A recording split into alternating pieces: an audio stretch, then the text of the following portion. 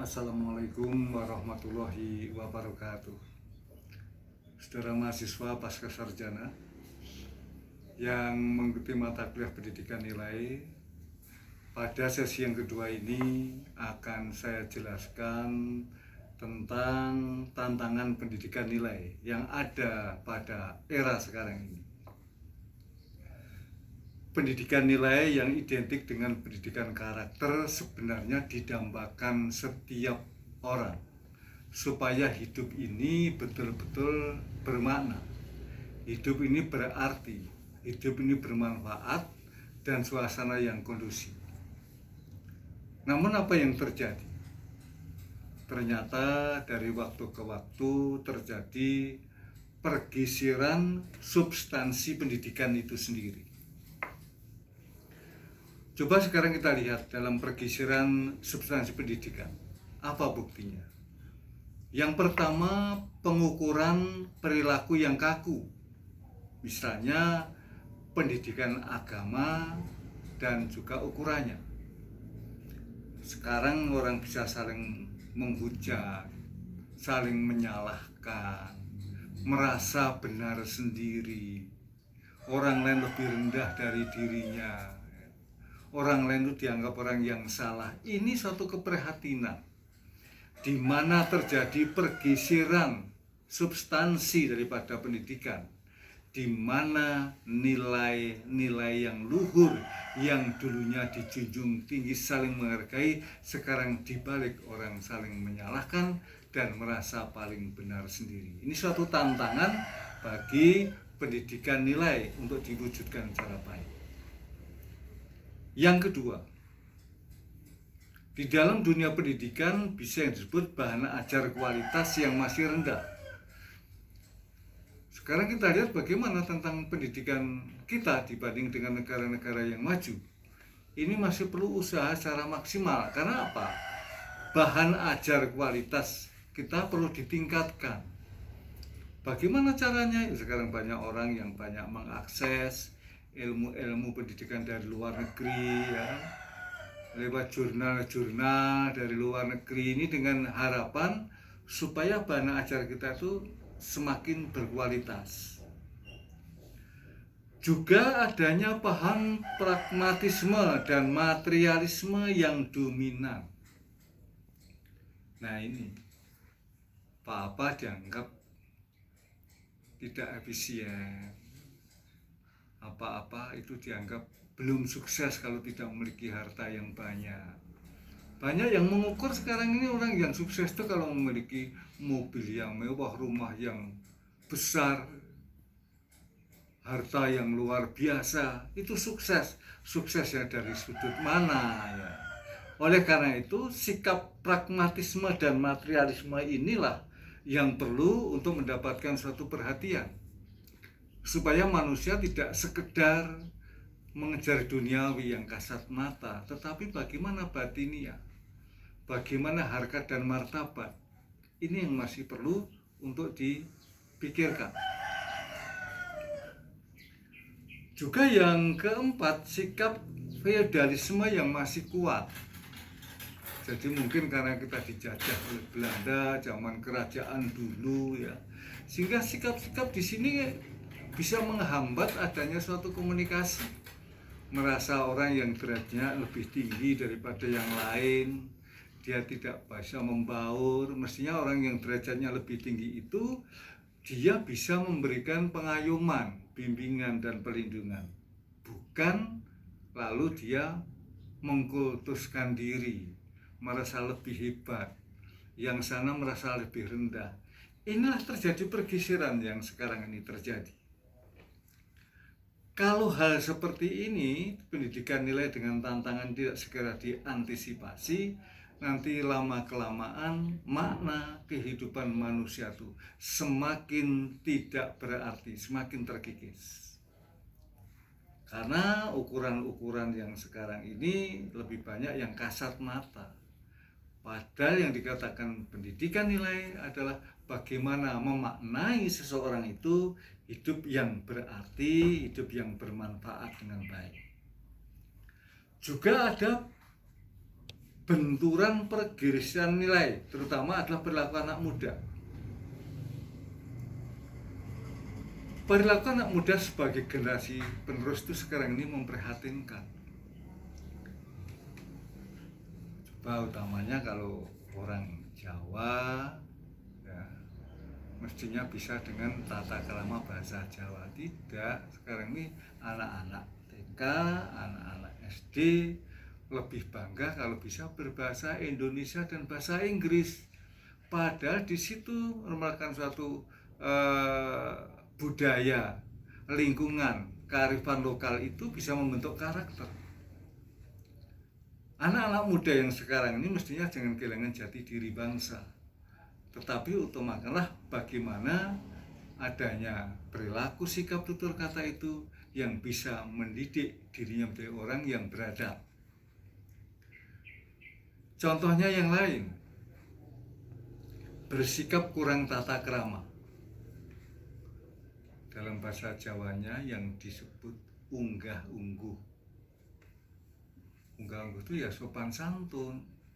Bagaimana yang muda itu menghormati dengan yang tua.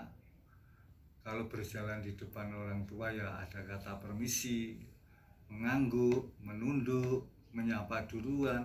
Nah sekarang ini rupa-rupanya banyak anak-anak muda yang mulai kehilangan perilaku yang santun. Ya mungkin karena ini perkembangan zaman, tidak bisa kita pungkiri. Oke lah, kita bisa menerima budaya luar, tapi kan harus selektif. Jangan sampai budaya sendiri tergusur. Contohnya di Jepang.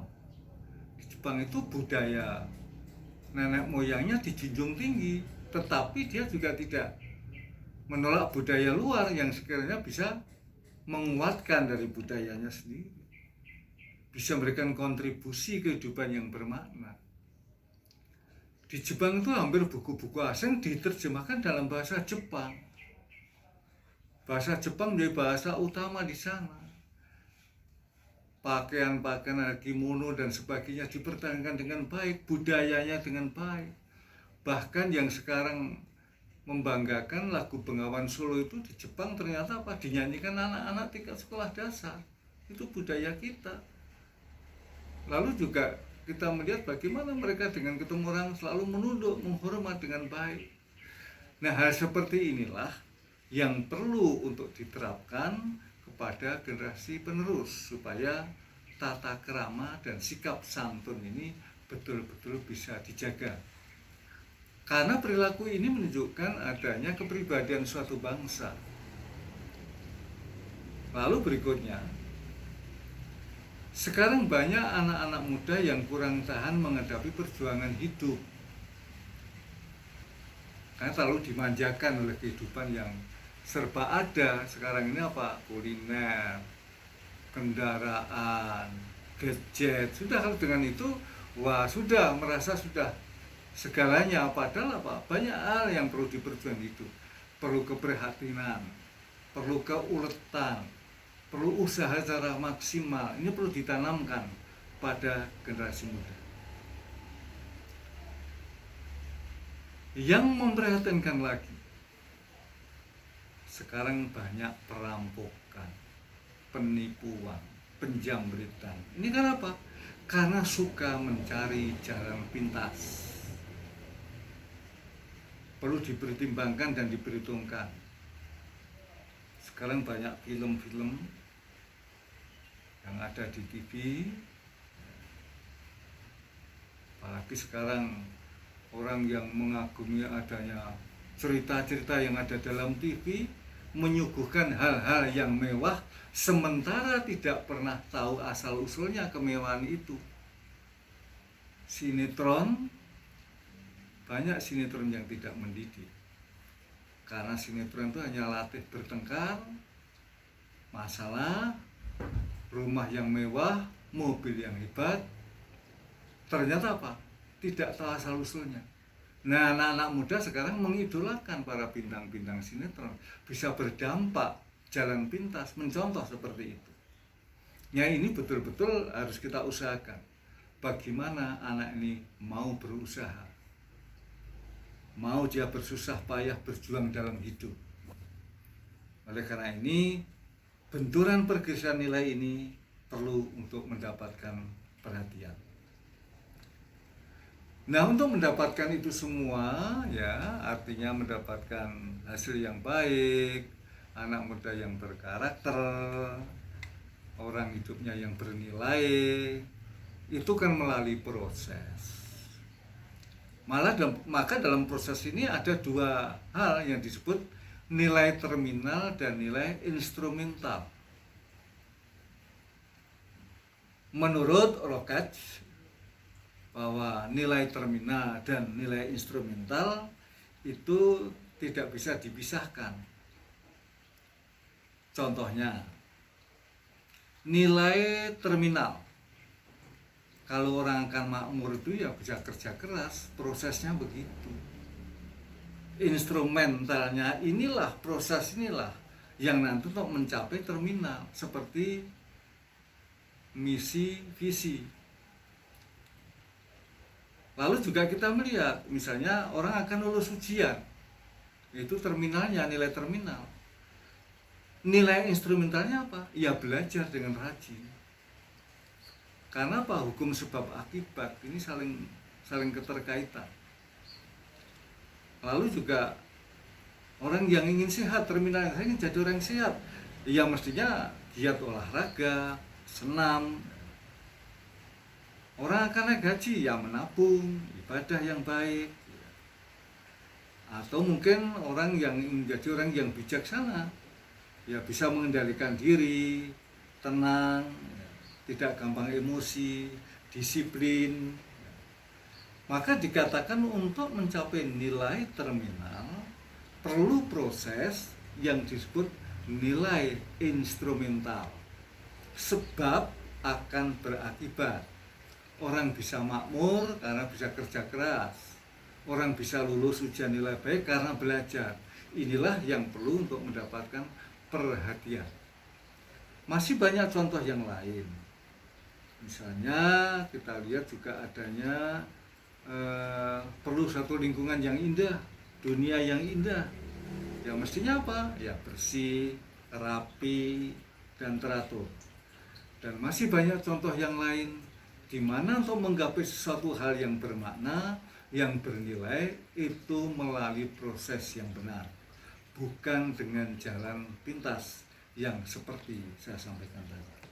Sementara sesi kedua itu mudah-mudahan bisa saudara pahami, dicermati. Apabila ada yang belum jelas, besok bisa ditanyakan pada kita daring atau kita tatap muka. Terima kasih. Assalamualaikum warahmatullahi wabarakatuh.